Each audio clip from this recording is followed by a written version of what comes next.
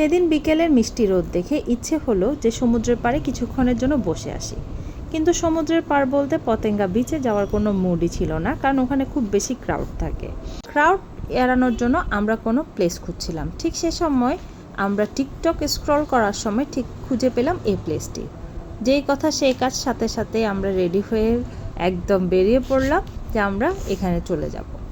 জায়গাটা কোথায় সেটাই তো বলা হলো না। জায়গাটা হচ্ছে আমাদের দক্ষিণ চট্টগ্রামের খুবই কাছে পার্কি বিচ, যেটা আনোয়ারায় অবস্থিত। বলতে পারেন আমার বাড়িও কিন্তু আনোয়ারা, যদিও আমার বাড়ি পার্কের সাইডে না, অন্য পাশে। তো পার্কের সাইডে যাওয়ার জন্য আমরা রেডি হয়ে বেরিয়ে পড়লাম। সাথে তো সুন্দর সূর্যকে আমাদের সাথেই নিয়ে যাচ্ছি। দেখুন, ছোটোবেলায় কিন্তু আমাদের সবার মনে হতো চাঁদটা ঠিক আমার সাথে যাচ্ছে, বিকেলে সূর্যটা ঠিক আমার সাথেই যাচ্ছে। এটা কার কার মনে হয়?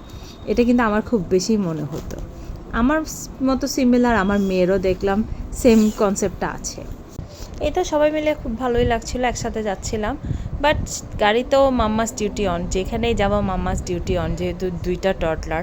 লাইফটা পুরাই টোটালি মেন্টাল টর্চারেই যাচ্ছে বলা যায়। টডলার নিয়ে টর্চারেই যাচ্ছে আমার অবস্থা বলা যায়।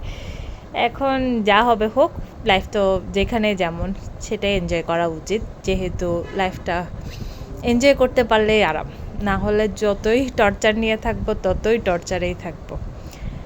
এখানে কিন্তু চারিপাশের রাস্তাঘাট খুবই ভালো বলা যায়। আপনারা যেতে অত একটা ট্রাভেল হবে না আমার যা আইডিয়া। দেখতে দেখতে আমরা পৌঁছে গেছি। এটা পার্কে বিচ ফেলে আরও সামনে গিয়েই এই জায়গাটার নাম ঠিক এই মুহূর্তে আমার মনে পড়ছে না, তবে জায়গাটা খুবই সুন্দর। এটা কি শরীয়তপুর না সৈয়দপুর, ওরকম কিছু একটা নাম মনে হয়, আমি ক্লিয়ার বলতে পারছি না। যদিও আপনাদের কারো জানা থাকলে অবশ্যই আমাকে জানাবেন। আমরা গাড়ি প্রায় অনেক দূর নিয়ে গিয়েছিলাম। এখানে গিয়ে খুবই ভালো লেগেছে, একদম শান্ত পরিবেশ, অত ক্রাউড নেই। অত ক্রাউড বলতে ক্রাউড একদমই নেই। আমরা গিয়ে এখানে বসেছিলাম প্রায় অনেকক্ষণ। আমরা প্রায় 4:30টার সময় পৌঁছে গিয়েছিলাম। রোদও একটা গায়ে লাগছিল না। এরপর প্রায় মাগরিবের পরে আমরা ওখান থেকে ব্যাক করেছিলাম। আর এখানে টয়লেটের ব্যবস্থাও আছে, মেয়েদের জন্য আলাদা ওয়াশরুম। আপনারা চাইলে ওয়াশরুমে ইউজ করতে পারেন, খুব ভালো ব্যবস্থা আছে। একটা রেস্টুরেন্টও আছে।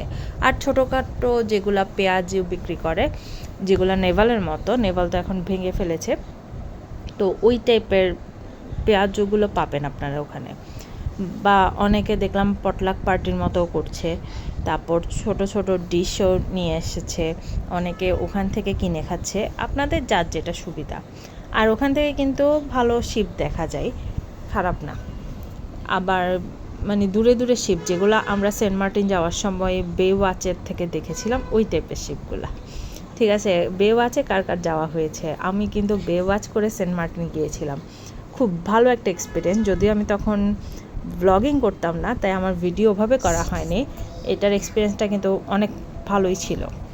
যারা গিয়েছিলেন তারা আমার সাথে অবশ্যই একমত হবেন যে বে ওয়াচে করে কিন্তু সেন্ট মার্টিন যাওয়ার মজাই আলাদা। আমি গিয়েছিলামও এবং ব্যাক করেছিলামও সেম শিপে, তাই আমার এক্সপিরিয়েন্সটা খুবই ভালো ছিল। আপনাদের কারো এক্সপিরিয়েন্স থাকলে আমার সাথে অবশ্যই শেয়ার করবেন। আর যদি কারো দোনোটার এক্সপিরিয়েন্স থাকে, যে আপনার টেকনাফ বা কক্সবাজার দিয়ে যাওয়ার, অবশ্যই শেয়ার করবেন যে কোনটা বেটার। যেহেতু আমি একটাই গিয়েছি, আরেকটা দিয়ে আমার যাওয়া হয়নি। আমি লাইফে একবারই গিয়েছি সেন্ট মার্টিন, সেটা হচ্ছে বে ওয়াচ দিয়ে। যা হবে হোক, বর্তমানে হচ্ছে আমরা এখন আছি আনোয়ারার পার্কি বিচের ওখানে। এই জায়গাটা কিন্তু আসলেই অসাধারণ, আপনারা গিয়ে আসতে পারেন। দেখুন, এখানে কিন্তু কারোর সাথে কারো ওরকম কোনো গ্যাদারিংয়ের কোনো ইয়া নেই। আর নামাও যাই দেখলাম এ সাইড দিয়ে, যদিও তখন প্রায় জোয়ার, তাই আমরা আর নামিনি। আমাদের নামারও ওরকম কোনো ইন্টেনশনও ছিল না।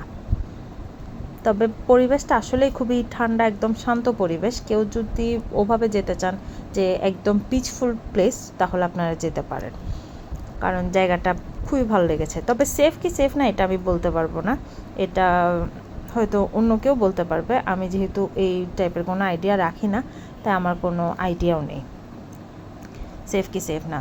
তবুও আমি দেখলাম এখানে মানুষ যা ছিল সবাই মোটামুটি সেফলিই ছিল। এখানে আমাদের মতো আরও কিছু ফ্যামিলি ছিল। তবে প্লেসটা অনেক নিরিবিলি বলা যায়। এই যে এই রেস্টুরেন্টের নিচেই হচ্ছে ওয়াশরুম আছে, ফিমেলদের জন্য আলাদাভাবে ওয়াশরুম আছে। এরপর আস্তে আস্তে আমরা ব্যাক করছিলাম। সবাই ভালো থাকবেন, সুস্থ থাকবেন, আল্লাহ হাফেজ।